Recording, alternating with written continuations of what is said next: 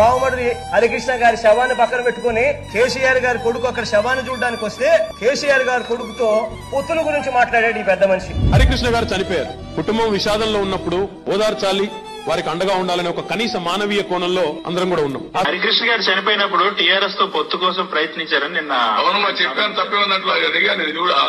Open గా చెప్పాను, assembly కూడా చెప్పాలా? మీరు లేదా? చెప్పాను కదా. మరి రహస్యం ఉంది దాంట్లో. హరికృష్ణ శవం మీద పేరాలేసిన రాజకీయం కాదు చంద్రబాబు నాయుడు. నీకు నిజాయితీ ఉందా? ఆయన జావంగానే దాని మీద సొమ్ము చేసుకోవచ్చు అని చెప్పి ఆయన సాగు సింపతిని సొమ్ము చేసుకోవచ్చు అని అంత నీచ రాజకీయ నాయకుడు. ఇంతగా నీచత్వం ఉంటుందా? దుర్మార్గమైన నాయకుడు ప్రపంచంలో ఎవడున్నాడు ఆయన తప్ప. Leader of the TDP earned 521 crores within one day because of crashing of the stock exchange. Who will conduct? Who will conduct now investigation?